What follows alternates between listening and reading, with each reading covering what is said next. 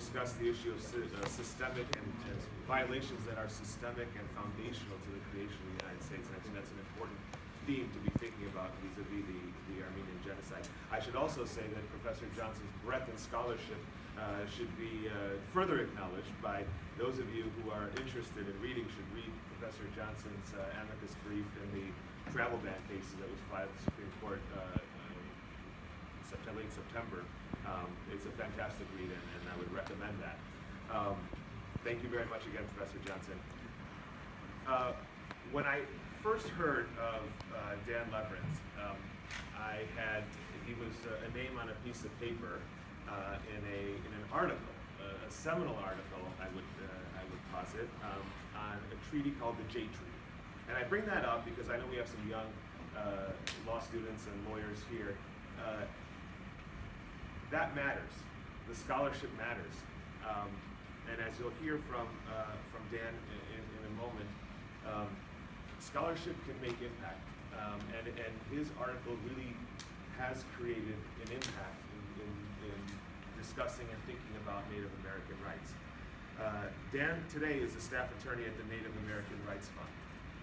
He works on the Tribal Supreme Court project and represents American Indian tribes and organizations in a wide variety of legal issues, including recognition of treaty rights, protection of Indian people and tribal resources, and defense of American Indian civil rights. He previously worked at the U.S. Department of the Interior, Office of the Solicitor, Division of Indian Affairs, and in private practice specializing in work for Indian tribes. He served as a law clerk to the Honorable Leo Brisbois, U.S. Magistrate Judge District of Minnesota, as well as the Honorable Claudia Wilkin, then Chief Judge of the Northern District of California. Dan is a member of the Iowa tribe of Kansas and Nebraska, a federally recognized Indian tribe on the Kansas-Nebraska border, and is a past member of the tribe's Constitution Committee. He's a graduate of Kansas State University and of the University of Wisconsin Law School. I think you're going to find his relation of the Native American experience particularly telling with respect to indigenous rights and what we as Armenians should be thinking about in terms of an indigenous rights angle to the issues involving the Armenian genocide. So, Dan, if you would.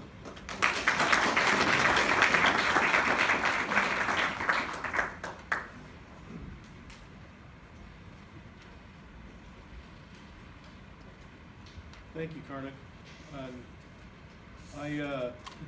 I need to start with a disclaimer that the opinions I'm going to express here are my own. They're not the opinions of the Native American Rights Fund, which I was not working for the Native American Rights Fund when I wrote the article that brought me to your attention.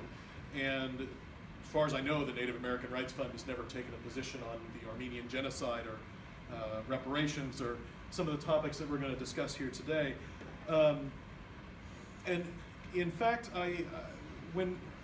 one of the reasons that I'm really appreciate this invitation is it's gotten me thinking for myself more about reparations and the way we think about reparations. I have to say, when Karnig and Darin and I first had our first conversation about how we were going to approach this panel, one of the first things I said my talk is going to be how what American Indians have received are not reparations. They're sort of a different form of legal category, and some of what I'm going to tell you today is affirming that conclusion. But I also, just in the time since we've had that discussion, I've thought about other ways of thinking about the status of American Indians today, and some of the statutes that benefit American Indians, and how they might fit in a category of reparations, and how they might provide models or alternative avenues for thinking about remedies in these kind of big questions of social justice that we face. So to start with, I think that the term reparations, it's a loaded term, right? It's one that almost invariably invokes pushback. And I think that that's one of the reasons why, if you were to ask many American Indians, and again, I can't, just like I don't speak for NARF, I don't speak for my tribe, I certainly can't speak for all American Indians, I think that they would say that that many of the sort of financial payments that American Indians have received over the decades, and most of it in the 20th century, have not been reparations the way that we generally think of reparations in a colloquial sense. In the colloquial sense, I think that reparations are frequently thought of somewhat amorphous, not a payment for a specific harm that can be identified in a sort of a legal manner, but more of an attempt to enact social justice generally. And I think of the two probably largest categories of payments to American Indians are more closely tied to specific legal claims. The first coming out of the Claims Commission era in the mid-20th century, which helped to identify a number of instances when American Indian tribes had sold land to the United States as a part of a treaty process or by statute, and the execution of that by the United States resulted in an underpayment to the tribe. The legal claim then is for compensation for the underpayment, for interest that has been earned on that underpayment.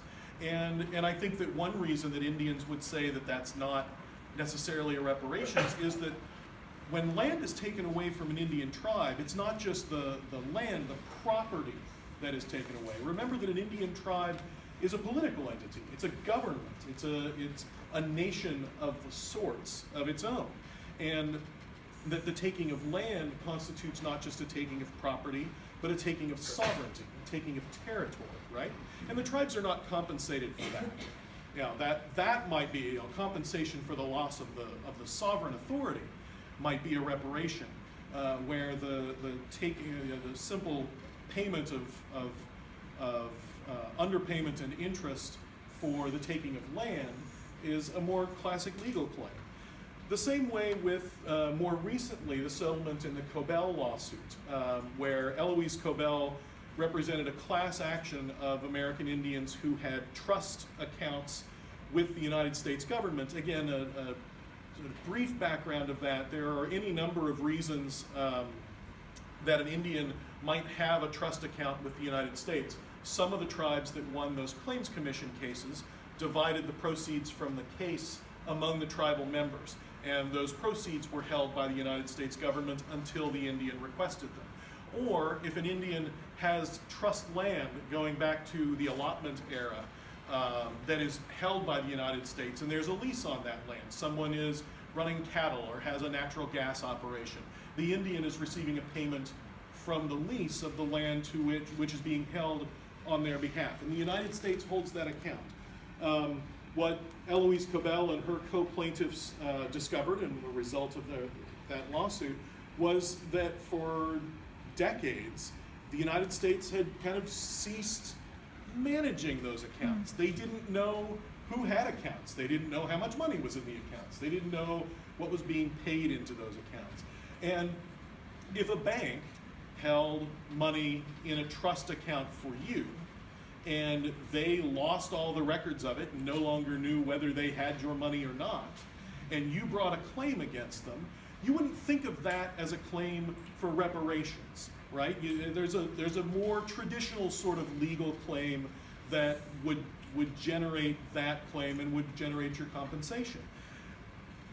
Those are the sorts of things that I think in the general population, when people talk about reparations to American Indians, those are the sorts of things they're talking about. And I think most American Indians would push back against that and say, those aren't reparations. Again, there are the more sort of amorphous social justice sorts of elements to these often get resisted by the courts. And I'll give you an example of that. Because the United States owns land on behalf of the tribes, often leases, the mineral leases, the grazing leases, etc., those need approval by the United States, although the tribe has input into it. In the 1980s, there was a company came for a mineral lease at the Navajo Nation, and the Navajo Nation in the United States, or the Navajo Nation and the company, Peabody Coal, had reached an agreement as to the price that the tribe would receive for each ton of coal extracted. It was more than Peabody wanted to pay, but they had agreed, sort of in principle, to pay it in their negotiations with the Navajo. But then they went to the Secretary of the Interior, who had to sign off on the lease, and they said, we'll do this if we want to, but we really don't want to have to pay this much. And the Secretary went back to the Navajo and said, I'm not sure I'm going to be able to approve this lease at, and I think it was at something like 20 cents a ton, and I don't think I'm going to be able to approve it at that, and maybe if we went to 14 and a half, and essentially persuaded the Navajo to take less money. Well, when the Navajo found out that the person who was supposed to be acting on their behalf and whose signature was necessary to get the deal done had in fact undermined them, and as a direct result, they received less money, they brought a breach of trust claim. And that claim failed because there wasn't a sort of general obligation of the United States to act on behalf, act in the Indians' interest. And they didn't have a statute that said the Indians are entitled to X out of this deal, or that they're entitled to a certain minimum amount. And so when tribes have pursued more amorphous sorts of financial claims, those claims have often fallen short. Tribes have been more successful with the more traditional sorts of legal claims that don't fall as neatly within the category of reparations.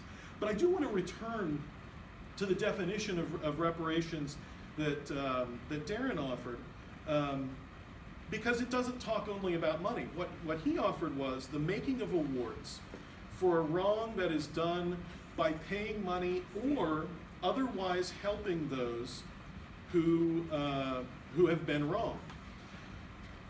And it's been in this last week since we've had this discussion that I've been thinking about ways that some of the other statutes and programs that deal with American Indians may be thought of as a form of reparations, and certainly none of them makes everything right. I mean, I think that there's also to some degree an idealization of the word reparations.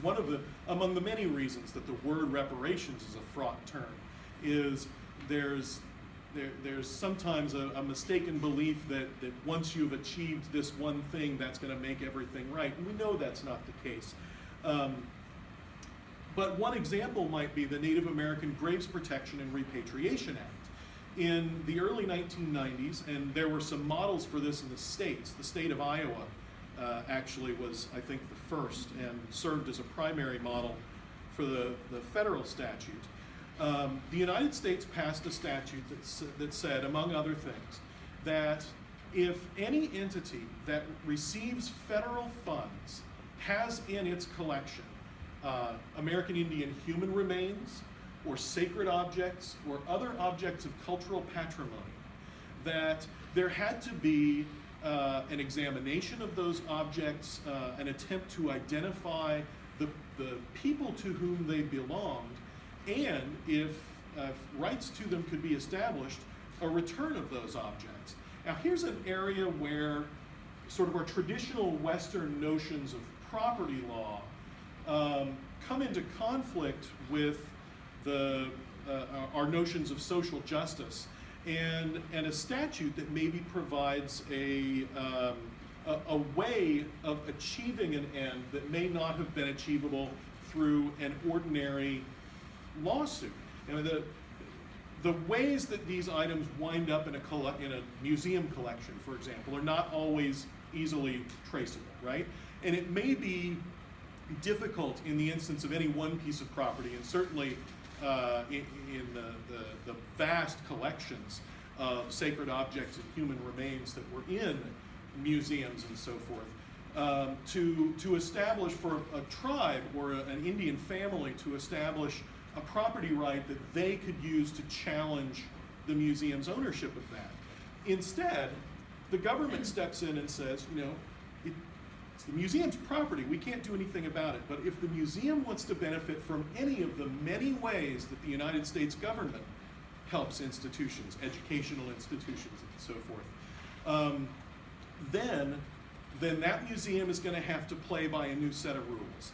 And that set of rules is going to achieve a social good, a manner of justice. And as a result, thousands and thousands of human remains and sacred objects have been returned to tribes where they belong. And it's not the sort of ordinary picture of reparations that I think is what comes up in our discussions, but it may serve as a form of reparations by finding an alternative way to reach justice when the traditional legal mechanisms may be lacking. Another is the Indian Child Welfare Act. And the Indian Child Welfare Act itself is a complicated piece of legislation. There are many aspects to it that may not be as relevant to this discussion. Among the things that it did was to affirm the law as it already existed in a number of areas, that tribes had exclusive jurisdiction over children who resided on their reservations, that tribes also could exercise jurisdiction over children who lived away from their reservations. But it's in particular that aspect of children living away from their reservations. I think that the Indian Child Welfare Act may have been a broader, more social justice vehicle. A little bit of background there. In the 1940 census, still 94% of American Indians lived on or immediately surrounding their reservations. World War II created the first major disruption of tribal populations in the modern era. Of course, first major disruption since things like removal. But the economic opportunities opened up by World War II brought a lot of American Indians into urban centers and where there were a number of jobs available. And then shortly after World War II, the United States embarked on a program that it called Relocation, where the federal government provided financial incentives for American Indians to leave their reservations and preferably to sever their tribal ties.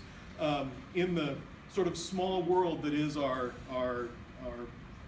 various forms of oppression, Darin mentioned the Japanese internment, and the American government official who handled Japanese internment, when he was done with that, was made the director of Indian Affairs for the sole reason that they wanted him to manage relocation. So those two pieces of oppression sort of are wedded together. The results of relocation were dramatic. By the 1970 census, almost half of American Indians now lived away from their reservations and near reservation communities. And that number today is more than 2/3.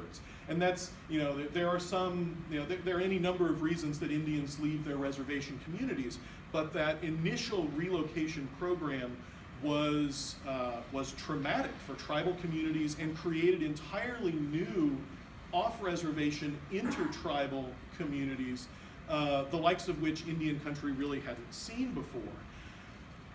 By the early 1970s, the relocation policy is being repudiated and the government has switched back to trying to strengthen tribal economies and tribal communities. But by now, so many people are away from their tribal communities that it's attracted interest. There was a lot of scholarly attention to these American Indian relocatees. The migrant Indians is what they were usually referred to in the scholarly literature. And in the 1970s, when Congress commissioned the American Indian Policy Review Report, an entire volume was dedicated to the problems of urban Indians. And when the Indian Child Welfare Act was being debated in the 1970s, one entire hearing was devoted to what are we going to do with these off-reservation Indians. And of course, the state's answer was, they're off-reservation. They're in our jurisdiction. They follow our laws, they belong to us. And that's not what Congress said. Congress built in a balance. It said that, that if a child is, and first the child has to politically qualify as an Indian. They're either a tribal member or the biological child of a tribal member and themselves eligible for membership. But once a child qualifies under those circumstances, the case can be transferred back to the tribe's jurisdiction. The state's not required to transfer, but it is allowed to. If the state doesn't transfer, if it keeps jurisdiction of the case, at certain points in the proceedings, it must allow the tribe to intervene as a participant, as a full participant in the litigation. And even after the tribe has been allowed to intervene, the state maintains the case, there are preferences given to the decisions that the state must make. Adoptive placements, foster placements are going to favor members of the tribe or foster facilities that have been approved by the tribe. Or if the tribe has enacted its own set of preferences under the law actually says that in that circumstance, the state court has to follow the tribal preferences. So there's even a place built in where the state may, under certain circumstances, be required to apply tribal law to a case within the state's courts. That is a creative way of helping states, or helping tribes, maintain the communities that were dispersed by the federal government. And I don't think a lot of people would bring that up as an example of reparations, but I do think that it sort of fits in the category of finding alternative ways to try and make right the things that we've done wrong in the past. Part of the reason I bring that up too is because of its relation to this American Indian diaspora and the role that scholarship played, the volumes of social science scholarship in the late 60s and early 70s on that very question. We've got our law students here in the room. One very underwritten about subject, and those of you who still have time to write a law review note, are the political rights of diasporas.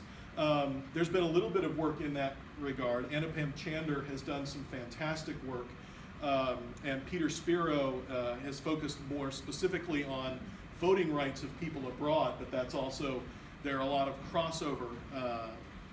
There's a third scholar down at Tulane whose name is escaping me, Ethiopian scholar, but I think this is one of the great Russian novelists had written that all happy families are the same, but miserable families are miserable in their own way. You know, we share, you know, with our genocide, with our oppression, with each of our own sorts of diasporas, we share certain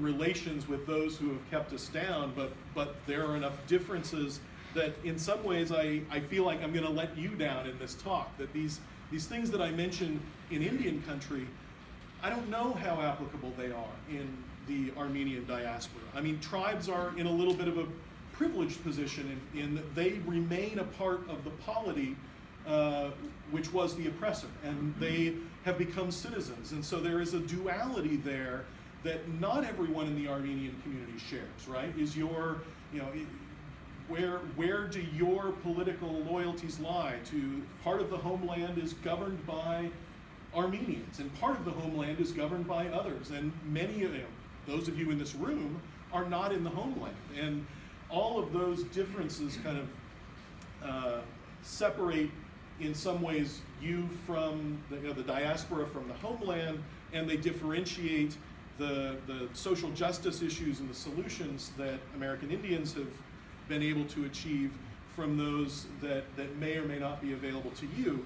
But I do hope that looking at some of those alternative avenues may provide a way of generating new thoughts about goals that may be achieved to help achieve social justice in this regard. And I too am happy to answer questions.